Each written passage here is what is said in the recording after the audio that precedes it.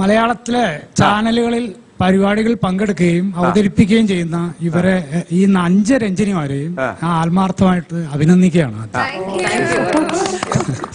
അപ്പോ പിന്നെ നമ്മൾ ഈ TV ഷോ എന്ന് പറയുമ്പോ അതൊരു ഫാമിലി ഷോ ആണ്. അതായത് നമ്മള് വീട്ടിലെ അച്ഛനും അമ്മയും മക്കളും മുത്തച്ഛനും മുത്തശ്ശിയും പേരക്കുട്ടികളും കൂടി ഇരുന്ന് കാണുന്ന ഷോ ആണ്. അപ്പൊ അതില് നമ്മൾ എനിക്ക് തോന്നിയിട്ടുള്ളതെന്ന് വെച്ചാൽ ഈ വസ്ത്രധാരണം കുറച്ചും കൂടി ഒന്ന് മാന്യമാവണം എന്ന് എനിക്കൊരു അഭിപ്രായമുണ്ട്. ചോദ്യം ആരോടാ? എന്നോടായിരിക്കുമല്ലോ. വേറെ ആരും അധികം വസ്ത്രം ഇല്ലാതെ. അപ്പൊ വസ്ത്രധാരണത്തിലാണ് അല്ല, അങ്ങേ വിഷമിപ്പിച്ചിട്ടുള്ളത് ഈ വസ്ത്രമില്ലായ്മയാണ് അല്ലേ? വസ്ത്രമില്ലായ്മ ഞാനൊന്ന് ക്ലാരിഫിക്കേ. എന്റെ കുടുംബത്തിലെ എല്ലാവർക്കും അഭിപ്രായമാണ്. അപ്പൊ ഞാൻ ഇപ്പൊ ഇട്ടിരിക്കുന്ന വസ്ത്രം കൊള്ളത്തില്ല, അത്ര പോരാ. ഞാൻ എന്താണ് കാണിക്കണത് ഒന്ന് പറഞ്ഞ്. 2 കൈ കുറച്ച് കാല്. സാരി എടുത്തിരുന്നെങ്കിൽ എന്റെ വയറ്, എന്റെ ബാക്കി എല്ലാ അവയവങ്ങളും നന്നായി കാണും. അത് കാണുന്ന ഞങ്ങളെ പോലുള്ളവർക്കാണ് തോന്നേണ്ടത്. അതെ, അപ്പൊ എന്റെ ഒരു അഭിപ്രായമാണ് ഞാനും ഇവിടെ പറഞ്ഞത്. നിങ്ങൾക്ക് ന്യായീകരണമുണ്ട്, അത് ഞാൻ പറഞ്ഞു. തീർച്ചയായും. പക്ഷെ അച്ഛനും അമ്മയും കുട്ടികളും ഒരുമിച്ചിരുന്ന് കാണുന്ന ഞങ്ങളുടെ കുടുംബത്തിന് ചില പ്രശ്നങ്ങളുണ്ട്. അത് കാണുമ്പോൾ ഉള്ള ഒരു തീർച്ചയായിട്ടും ഞാൻ സമ്മതിക്കുന്നു. കേരളത്തിലുള്ള ലക്ഷോപലക്ഷം ജനങ്ങളെ എല്ലാരും എന്നെ പോലെ ഒരു വ്യക്തിക്ക് സാറ്റിസ്ഫൈ ചെയ്യാൻ പറ്റില്ല. എന്റെ ഒരു പേഴ്സണൽ ഒരു രീതി അതിൽ വന്നിരിക്കും. പക്ഷെ ഞാൻ കുറെ ട്രൈ ചെയ്യുന്നുണ്ട്. ഞാൻ ന്യായീകരണത്തിന് പറയാല്ല, കുറച്ചുകൂടി നല്ല രീതിയിൽ രഞ്ജിനി നന്നായിട്ട് അവതരിപ്പിക്കുന്നുണ്ട്. ഈ പരിപാടി ഏറ്റവും ബെസ്റ്റ് ആവണമെന്ന് ആഗ്രഹിക്കുന്ന ഒരാളാണ് ഞാൻ. തീർച്ചയായിട്ടും അങ്കിൾ. പക്ഷെ മാത്രമല്ല വേറൊരു കാര്യം കൂടെ ഉണ്ട്.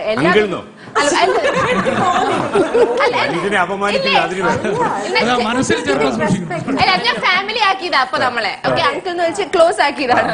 അല്ല, ഞാൻ പറയുന്നത് ഇപ്പൊ എല്ലാ ദിവസവും ഞാൻ ഒരു സാരി എടുത്ത് വന്നാൽ ഓക്കെ അതിന്റേതായ ഒരു ബോർഡും ഉണ്ടാവും. സാരി മാത്രമല്ല, രഞ്ജിനി പറഞ്ഞ ഐഡിയ എനിക്ക് മനസ്സിലായി. അതായത് ഏറ്റവും ആൾക്കാർക്ക് ഒരു സെക്ഷൽ ആയിട്ട് ഒരു പെൺകുട്ടിയെ കാണുന്ന അല്ലെങ്കിൽ പൊതുരംഗത്തെ കാണുന്ന ഒരു പെൺകുട്ടി ഏറ്റവും അവളുടെ ആന്തരിക സൗന്ദര്യം പോലും ആസ്വദിക്കാൻ പറ്റുന്ന ഒരു വസ്ത്രമാണ് സാരി. അതെ, അത് സത്യമാണ്. അത് താങ്കൾ വിചാരിക്കുന്നത് ഒരു സാരിയൊക്കെ കൊടുത്ത് സംഭവം ഇങ്ങനെ വന്നു കഴിഞ്ഞാൽ സംഭവം അത് ഭയങ്കര അപകടമാണ്.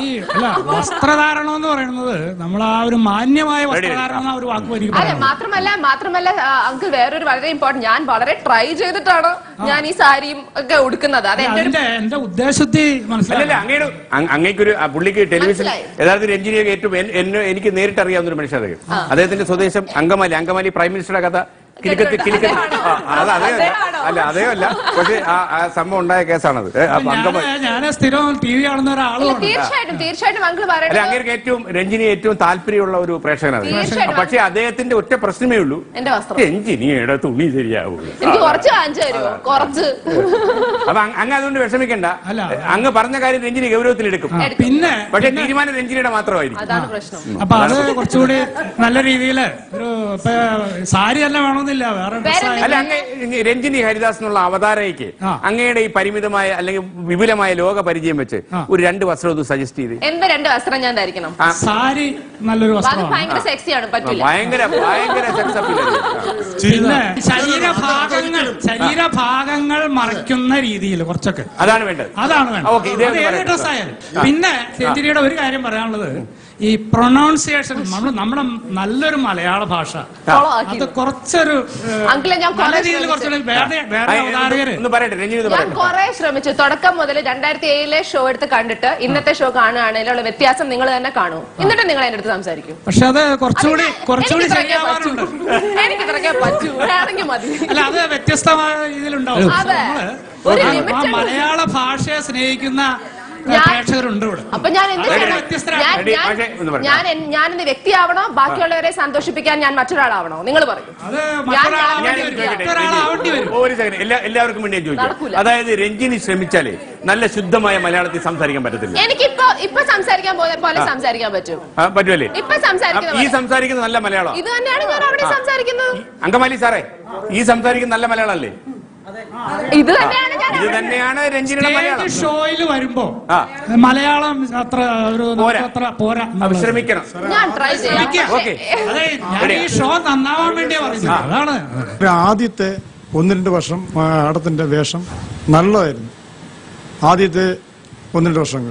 പിന്നീടുള്ളതിലാണ് ഈ മോഡേൺ വരുത്തി ഓരോ ചെറിയ. ഞാനൊരു കാര്യം പറഞ്ഞാൽ നിങ്ങൾ വിശ്വസിക്കുമോ? എന്റെ പരിപാടിയുടെ സ്പോൺസർ ഉണ്ട്. ഇതൊന്നും എന്റെ വസ്ത്രമല്ല. പിന്നീട് വരുന്ന വർഷങ്ങളിലെ സ്പോൺസറിന്റെ അടുത്ത് നിങ്ങൾ പോയി പറയൂ.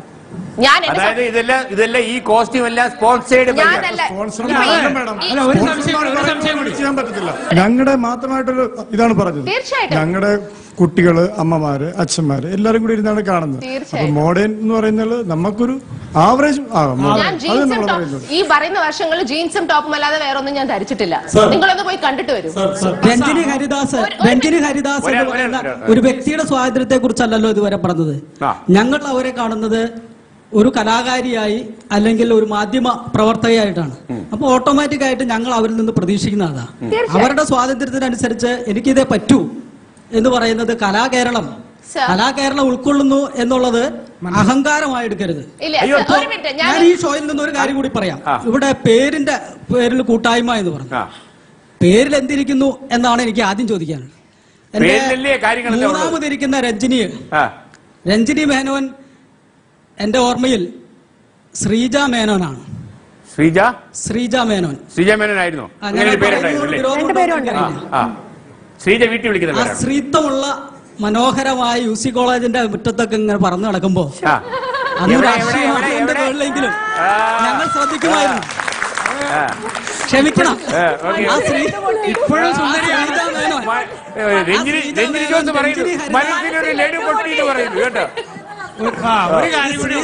രഞ്ജിനി ഹരിദാസിനെ ആ പേരിൽ നിന്ന് എന്തെങ്കിലും പ്രചോദനം ഉൾക്കൊണ്ടിട്ടാണ് ആ പേര് സ്വീകരിച്ചത് എങ്കിൽ ഞാൻ രഞ്ജിനി ചേച്ചിയാണ്. അതൊന്ന് അതായത് ഈ രഞ്ജിനിയുടെ ചേച്ചിയാണ് ആ രഞ്ജിനി. കാരണം ഞങ്ങളുടെയൊക്കെ ചേച്ചി ഞാൻ ആ ടെലിവിഷനില് 1999 ഫെബ്രുവരി 26 ഏഷ്യനെറ്റിൽ അകത്തളം. അല്ല, അത് സ്വാഭാവികം. മറ്റു ചാനലുകളിലൊക്കെ മനോഹരമായ മലയാളി മങ്കയായി വന്ന് അവതരിപ്പിക്കുന്ന പല പരിപാടികൾ ജീവൻ TV ഉണ്ടായിരുന്നു. ഒക്കെ ഞങ്ങൾ വളരെ ഭംഗിയായി തന്നെ ആ ചാനലിനെ കൂടി അഭിനന്ദിച്ചുകൊണ്ട് ഉൾക്കൊള്ളവരാ. ഇപ്പം ഇവിടെ എന്റെ സുഹൃത്തുക്കളൊക്കെ പറഞ്ഞല്ലോ രഞ്ജിനി ഹരിദാസ് എന്ന ആ ആങ്കറിങ്ങിനെ കുറിച്ചിട്ട്. ഇത് ഡ്രസ്സും ഇതൊക്കെ അതിന് പല ചാനലുകൾ TV ലഭ്യ. ഞങ്ങൾ അങ്ങനെയുള്ളത് കാണാനായിട്ട് സൗകര്യത്തിന് ഞങ്ങൾ ആ ചാനലുകളൊക്കെ വെച്ചോളാം. ഇത് നമ്മുടെ പോപ്പുലർ ചാനലുകളാണ്. ആ ചാനലുകൾ വരുമ്പോൾ ഈ ഓഡിയൻസ് ഉണ്ടല്ലോ, ഈ പ്രേക്ഷകരാണല്ലോ നിങ്ങളെയൊക്കെ അഹങ്കരിക്കാനും തന്റെ ഇടത്തതിനൊക്കെ പ്രാപ്തരാക്കുന്നത്. അത് പറയുന്നത് ഉൾക്കൊള്ളാനുള്ള ഒരു സാമാന്യ. തീർച്ചയായിട്ടും സർ പറയുന്നത് വളരെ എല്ലാ രഞ്ജിനിമാരെയും എനിക്കിഷ്ടമാണ്. എല്ലാ രഞ്ജിനിമാരെയും കഴിവുള്ളവരൊക്കെയാണ്. പക്ഷെ ഒരു കാര്യം മനസ്സിലാക്കുക, രഞ്ജിനി എന്നുള്ള പേര് കൊണ്ട് മാത്രമല്ല ഈ കഴിവ് വന്നേ. എന്റെ നാട്ടിൽ ഇപ്പൊ പാടത്ത് പണിയെടുക്കുന്ന കുറെ രഞ്ജിനിമാരുണ്ട്. അപ്പൊ രഞ്ജിനി എന്ന പേര് കൊണ്ടാണ് എന്ന് ആരും അഹങ്കരിക്കണ്ട. തീർച്ചയായിട്ടും വളരെ മനോഹരമായി സാർ അത് നല്ല ക്ലീൻ ക്രിസ്പ് ആയിട്ട് പ്രസന്റ് ചെയ്തിട്ടുണ്ട്. ഇപ്പോ ഞങ്ങൾക്ക് അഹങ്കരിക്കാൻ ഈ ഇൻഡിവിജ്വൽ ക്യാരക്ടറാണ് അഹങ്കാരം എന്ന് പറയുന്ന ഒരു കാര്യം. ഞങ്ങൾക്കൊക്കെ നന്നായി അറിയാം. ഇവിടെ ഞങ്ങളെ വിളിച്ചിരിക്കുന്നത് രഞ്ജിനി എന്ന പേര് അതിനൊരു കാരണമാണ്. ഞങ്ങളൊക്കെ പേരുണ്ടാവുന്നതിന് മുമ്പ് പാട്ട് പാടാൻ തുടങ്ങിയ ആൾക്കാർ ഇവിടെ ഉണ്ട്. ഓക്കെ, പിന്നെ സത്യമായിട്ട് എനിക്ക് പേരിടുന്നതിന് മുമ്പ് ഞാൻ പാട്ട് പഠിക്കാൻ തുടങ്ങിയ ഒരു വ്യക്തിയാണ്. എന്റെ പേര് ദിവ്യരഞ്ജിനി എന്നായിരുന്നു. ദിവ്യ എടുത്ത് മാറ്റിയതാണ് അത്. അതുപോലെ ശ്രീജ എന്ന് പറഞ്ഞു. അറ്റത്തിരിക്കുന്നത് സാഷയാണ്. പക്ഷെ നമ്മളുടെ മനസ്സിൽ ഒരിക്കലും അത് സാഷയല്ല. നമ്മൾ ആ പേരിന് അന്നേ സാക്ഷ ഇട്ടു. പിന്നെ എന്റെ വസ്ത്രാലങ്കാരത്തിനെ കുറിച്ച് പറയുന്ന കാര്യം കൂടെ ഞാൻ ക്ലാരിഫൈ ചെയ്തോട്ടെ. സ്പോൺസർഷിപ്പ് നമ്മളല്ല ചെയ്യുന്നത്. അതൊന്ന്. ഓക്കെ, ചാനലിനടുത്ത് ഞാൻ കുറെ നാള് പറഞ്ഞിട്ടുണ്ട്. എനിക്കറിയാം ഈ പ്രതികാരം ഇന്ന് തുടങ്ങിയതല്ല, കഴിഞ്ഞ 5 വർഷമായി പറയുന്ന കാര്യം തന്നെയാണ്. അതിന് എനിക്ക് പറ്റുന്നത്ര ഞാൻ ചെയ്യുന്നുണ്ട്. എനിക്കതറിയാം. പിന്നെ എനിക്ക് ചെയ്യാൻ പറ്റാത്തത് ഞാൻ ചെയ്തിട്ട് കാര്യമില്ല. It doesn't happen. അതിനുള്ള കാശ് എല്ലാ ദിവസവും ഞാൻ തന്നെ എടുക്കണം. ഇതിനു വേണ്ടിയുള്ള വസ്ത്രം ഞാൻ പോയി വാങ്ങിക്കണം. അത് നടക്കില്ല. അപ്പൊ നമ്മൾ എന്ത് ചെയ്യും? കിട്ടുന്നത് കൊണ്ട് നമ്മൾ മിണ്ടാതിരുന്ന് ചെയ്യും. ഭംഗിയായിട്ട് കൊടുത്താൽ അത് ഭംഗി തന്നെയാണ്. ഭംഗിക്കാണ് ഞാൻ സെക്സി എന്ന് പറയുന്നത്. സെക്സി എന്ന് പറഞ്ഞാൽ ശരീര വടിവ്, ശരീരത്തിന്റെ ബോഡി സ്ട്രക്ചർ കാണിക്കുന്ന എന്തും സെക്സിയാണ്. അത് മനസ്സിലാക്കൂ. സെക്സിന്റെ അർത്ഥം അതാണ്. മാത്രമല്ല ഇതിനകത്ത് ഇപ്പൊ യഥാർത്ഥത്തിലുണ്ടല്ലോ ഈ നമ്മളിപ്പോ നമ്മുടെ തൃപ്പൂണിത്തുറ മുൻ ചെയർപേഴ്സൺ രഞ്ജിനിയെ വിളിച്ചിട്ട് നമ്മളെ നിലയിൽ നിന്ന് ഇറങ്ങി നടക്കാൻ പറഞ്ഞാല് ഒരൊറ്റ ഓട്ടം ഓടില്ലേ കഥകളിയിൽ. അതേസമയം നമ്മള് ഈ രഞ്ജിനി മേനെ പിടിച്ച് ഈ സാരി കൊടുത്തിട്ട് പറഞ്ഞ രഞ്ജിനിക്ക് അവിടെ ആളിൽ കാണും, ഇവിടെ ആളിൽ കാണും, ഇവിടെ കാണും.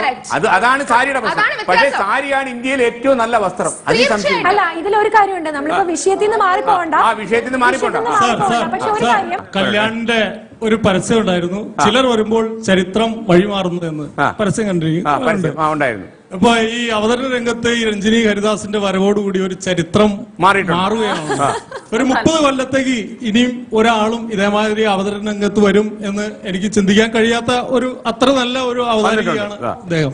എനിക്ക് ആകെയുള്ള ഒരു വേവലാതി എന്താണെന്ന് വെച്ചാൽ ഈ അല്പം ചൂടെ വലുതായിരുന്ന രഞ്ജിനി ഹരിദാസ് ചെറുതായി അവസാനം ഈ ഭൂമിയിൽ അലിഞ്ഞു പോകുമോ, അങ്ങനെ നഷ്ടപ്പെടുമോ എന്നെനിക്കൊരു രഞ്ജിനി എവിടെങ്കിലും അലിഞ്ഞു ചേരും, അതിന് സംശയമൊന്നുമില്ല എനിക്ക്. പക്ഷെ അത് അല്ലെ ഇപ്പൊ ഉയരം കുറയുന്നില്ല.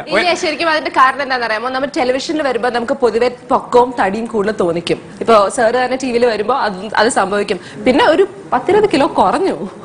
അതെങ്ങനെ കുറച്ചത് രഞ്ജിനി? ഭയങ്കര ഒരു ഡയറ്റ് ഉണ്ട് എനിക്ക്. ഒന്നും വെള്ളം കഴിക്കരുത്, നത്തിങ് വൈറ്റ്, നത്തിങ് സ്വീറ്റ്. ഭക്ഷണം കഴിക്കാറില്ലേ? അപ്പൊ ഞാൻ നന്നായി കഴിക്കും. എനിക്ക് ആ ഡയറ്റ് അയച്ചു തന്നു. എനിക്ക് കുറച്ച് കുറയാൻ വേണ്ടിട്ട് ഞാൻ ആ കൂടെ രാവിലെ മാത്രം കഴിച്ചു. ഞാൻ രാവിലെ മാത്രം ചെയ്തു, ഒരൊറ്റ ദിവസം ചെയ്തോളൂ, രാവിലെ മാത്രം. കുറച്ച് ഭക്ഷണം കഴിഞ്ഞിട്ട് രഞ്ജിനി ജോസ് കൂടുതൽ ഉറക്കമാണെന്ന് പറയുന്നത്. ഭയങ്കര ഉറക്കപ്രിയ. കേരളത്തിൽ ഏറ്റവും കൂടുതൽ ഉറങ്ങുന്ന ആള് ഈ ഗായിക അല്ല, ഒട്ടും അല്ലേ. നമ്മുടെ പ്രൊഫഷൻ തുടങ്ങിയ പിന്നെ ഗാനമേളയൊക്കെ രാത്രി ഉറങ്ങുമല്ലേ? കണ്ണ് തപ്പി ഉറങ്ങും. ഇല്ല. ഇവിടെ ഒരു മിനിറ്റ്, ഇവിടെ വേഷം മാറ്റണം, ഭാഷ മാറ്റണം എന്നൊക്കെ ഒരു അഭിപ്രായം ഇവിടെ ഉണ്ടായി. ഞാൻ പറയുന്നത് തീർച്ചയായിട്ടും മലയാളി പ്രേക്ഷകരെ രഞ്ജിനി ഹരിദാസിനെ മനസ്സിലേറ്റി ഏറ്റവും കൂടുതൽ അവര് ആസ്വദിക്കുന്നത് രഞ്ജിനി ഹരിദാസിന്റെ പ്രകടനത്തിലാണെന്നാണ് എന്റെ അഭിപ്രായം. രഞ്ജിനി ഹരിദാസിന്റെ പ്രകടനം എല്ലാവരും ആസ്വദിക്കുന്നുണ്ട്. പക്ഷെ ഒരു മലയാള മാഗസിനകത്ത് രഞ്ജിനി കൊടുത്ത ഒരു ഇന്റർവ്യൂ ഉണ്ട്. അത് വായിച്ച രഞ്ജിനിയുടെ ഉള്ള മുഴുവൻ ബഹുമാനവും പൊളിഞ്ഞു പോകും. മാഗസിന്റെ പേര് എനിക്കൊന്ന് വായിക്കാനാ. കന്യക എന്ന് പറയുന്ന ഒരു മാഗസിനകത്ത് എന്ത് വാക്യമാണ് പോയത്? എന്താണ് മാഡത്തിനെ എഫക്ട് ചെയ്യുന്നത്? മദ്യപാനത്തിനെ കുറിച്ച് പറയുന്നുണ്ട്, ഓപ്പൺ സെക്സ്, അതായത് ഫ്രീ സെക്സിനെ കുറിച്ച് പറയുന്നുണ്ട്. അതിനകത്ത് പറയുന്നുണ്ട് വീട്ടിൽ നിന്ന് ചില സാധനം ടിഫിന്റെ കൂടെ അമ്മമാര് കൊടുത്തു വിടുന്നു. ആ കൾച്ചർ നമുക്കില്ല. ഞാൻ അങ്ങനെയല്ല പറഞ്ഞത്. എഴുതി വെച്ചിരിക്കുന്നത് ഞാൻ പറഞ്ഞു വെച്ചത് എന്താണെന്ന് വെച്ചാൽ, പ്രായപൂർത്തിയായ ഒരു പുരുഷനും സ്ത്രീക്കും അവർക്ക് ഇഷ്ടമുണ്ടെങ്കിൽ എന്ത് വേണമെങ്കിലും ചെയ്യാം. അത് എനിക്ക് അറിയേണ്ട ആവശ്യമില്ല. അങ്ങനെയല്ല പറഞ്ഞിരിക്കുന്നത്. ഉച്ചയ്ക്ക് ടിഫിൻ ബോക്സ് കൊടുത്തുവിടുന്ന കൂട്ടത്തിൽ തന്നെ അമ്മമാര് പെൺകുട്ടികൾക്ക് ഞാൻ പറഞ്ഞിട്ടില്ല. ഏതൊരു പത്രത്തിലും നിങ്ങൾക്ക് ഇന്റർവ്യൂ കൊടുത്തിട്ടുണ്ടെങ്കിൽ അറിയാം. അതിനൊരു കാര്യമുണ്ട്, പറയുന്നതല്ല എഴുതി വരുന്നത്. രഞ്ജിനി ഇപ്പം യഥാർത്ഥ ഒരു മാധ്യമത്തിൽ നിന്ന് പരസ്യമായിട്ട് പറയുകയാണല്ലോ, ഇതിനകത്ത് മാറ്റാൻ നോക്കത്തില്ലല്ലോ. ഞാനത് പറഞ്ഞിട്ടില്ല. അപ്പോൾ ഒരു പത്രാധിപർക്കോ പത്രലേഖകനോ അദ്ദേഹത്തിന്റെ ഭാവനയിൽ തോന്നുന്ന രീതിയിൽ എന്തും എഴുതി വിടാം. ഞാൻ വേറൊരു കാര്യം കൂടെ പറഞ്ഞിട്ടുണ്ട്. ഞാൻ തന്നെ പറയാം. ഏതൊരു കവർ പേജിൽ അടിച്ചു വന്നതാണ്, രഞ്ജിനി കൊച്ചിനെ ദത്തെടുക്കുന്നു. വായിച്ചിട്ടുണ്ടോ? ഞാൻ വായിച്ചു. രഞ്ജിനി കൊച്ചിനെ ദത്തെടുക്കുന്നു. ഞാൻ പറഞ്ഞത് എനിക്ക് വരുന്ന 5 വർഷത്തിൽ ഞാൻ എന്റെ സങ്കല്പത്തിലുള്ള പുരുഷനെ കണ്ടെത്തിയില്ലെങ്കിൽ അപ്പോൾ ഞാൻ ചിലപ്പോൾ ഒരു കൊച്ചിനെ ദത്തെടുക്കാൻ ആലോചിക്കും. ഇന്ന് ഞാൻ ദത്തെടുക്കുന്നു ഞാൻ പറഞ്ഞിട്ടില്ല. അന്ന് ദത്തെടുക്കുന്നത് മാത്രമല്ല, കൃത്രിമ സംഘടിപ്പിക്കുമെന്നാ പറഞ്ഞിരിക്കുന്നത്. അതൊരു ഓപ്ഷനാണ്, ഇന്നല്ല. അതിലെന്താ തെറ്റ്? എനിക്ക് ചെയ്യണമെങ്കിൽ ഞാൻ ചെയ്യും. അത് എന്റെ ഓപ്ഷനാണ്. ഒരു വ്യക്തിയുടെ സ്വാതന്ത്ര്യം. എന്റെ സ്വാതന്ത്ര്യം എന്തിനു ഇത് യഥാർത്ഥത്തിൽ പ്രശ്നമില്ല. ശരാശരി മലയാളിക്ക് ഇതൊക്കെ വായിക്കുമ്പോൾ ഷോക്ക് ആവുക. മലയാളി ഷോക്ക് ആവണ്ടല്ലോ, മലയാളിക്ക് പ്രശ്നമൊന്നുമില്ല, പുള്ളിയല്ലേ ചെയ്യുന്നത്. എനിക്ക് കുട്ടീനെ വേണം, എന്റെ സങ്കല്പത്തിലുള്ള പുരുഷനെ എനിക്ക് കിട്ടിയില്ല, പിന്നെ ഞാൻ എന്ത് ചെയ്യും? നിങ്ങൾ പറ. എനിക്ക് പറ്റുന്ന രീതിയിലൊക്കെ ഞാൻ മാറിയിട്ടുണ്ട്. ഇത്രയ്ക്ക് പറ്റൂ 5 വർഷത്തിനുള്ളിൽ.